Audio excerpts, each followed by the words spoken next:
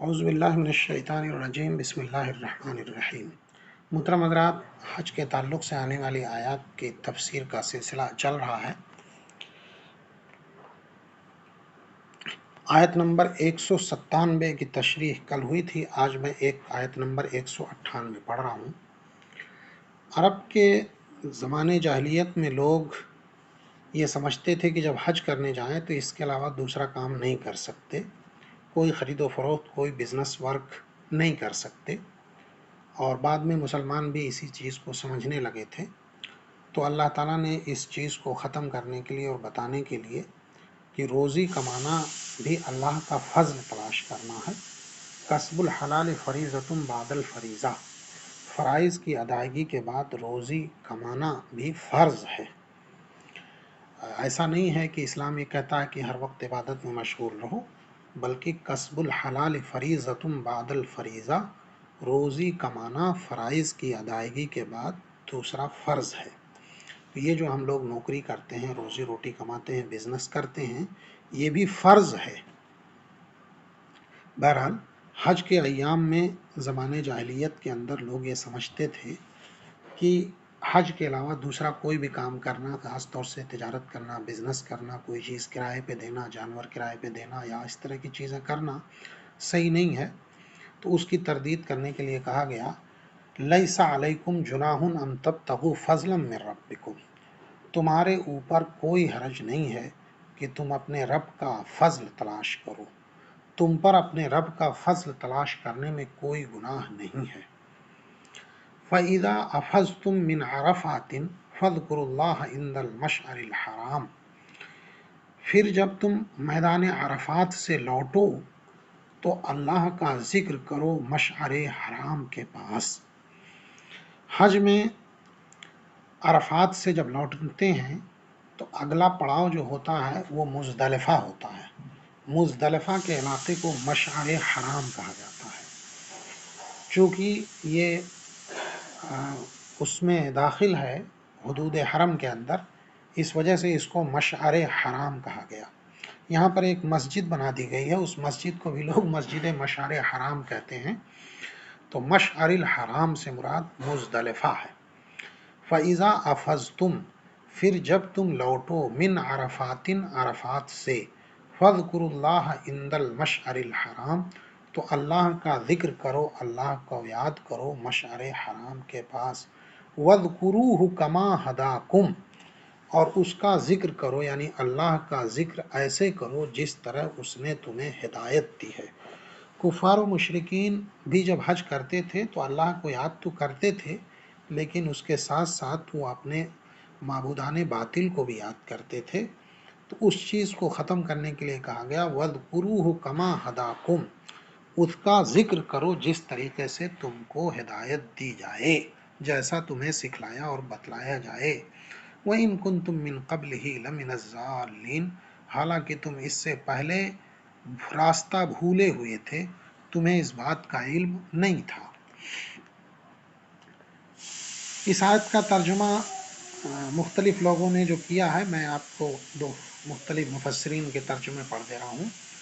تم پر اس بات میں کوئی گناہ نہیں کہ تم حج کے دوران تجارت یا مزدوری کے ذریعہ اپنے پروردگار کا فضل تلاش کرو۔ فضل، روزی کمانے کو اللہ کا فضل تلاش کرنا کہا جاتا ہے۔ پھر جب تم عرفات سے روانہ ہو تو مشعر حرام کے پاس جو مزدلفہ میں واقع ہے، اللہ کا ذکر کرو، اور اس کا ذکر اس طرح کرو جس طرح اس نے تمہیں ہدایت کی ہے، جبکہ اس سے پہلے تم بالکل ناواقف تھے کہ اللہ کا ذکر کیسے کرنا ہے۔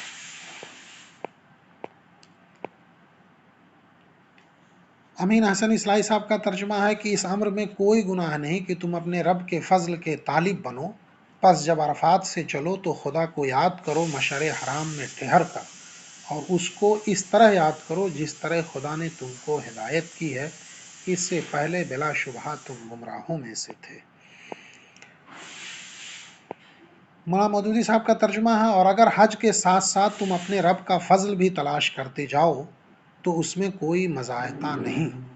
پھر جب عرفات سے چلو تو مشعر حرام کے پاس ٹھہر کر اللہ کو یاد کرو اور اس طرح یاد کرو جس کی ہدایت اس نے تمہیں دی ہے، ورنہ اس سے پہلے تم لوگ بھٹکے ہوئے میں سے تھے۔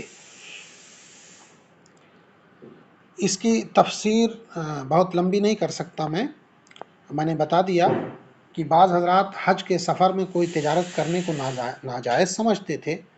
یہ آیت اس کی غلط فہمی کو دور کرنے کے لیے کہا گیا، اس کی غلط فہمی کو دور کرنے کے لیے یہ آیت نازل ہوئی۔ اور حج کے دوران عرفات سے آ کر مزدلفہ میں رات گزاری جاتی ہے اور اگلی صبح طلوع آفتاب سے پہلے وقوف کیا جاتا ہے، جس میں اللہ کا ذکر ہوتا ہے، دعائیں مانگی جاتی ہیں۔ جاہلیت میں بھی اہل عرب اللہ کا ذکر کرتے تھے، مگر اس کے ساتھ اپنے دیوتاؤں کا بھی ذکر شامل کرتے تھے۔ بتایا جاتا ہے کہ مومن کا ذکر خالص اللہ تعالیٰ کے لیے ہونا چاہیے، جیسا کہ اللہ تعالیٰ نے ہدایت فرمائی ہے۔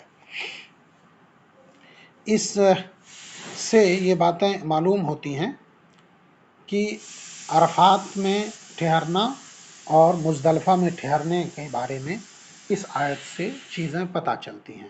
عرفات میں ٹھہرنے کا وقت جو ہے وہ 9 ذی الحجہ کو زوال آفتاب یعنی ظہر کا وقت شروع ہونے سے لے کر کے پورا دن اور رات کے اندر فجر کے طلوع ہونے تک ہے۔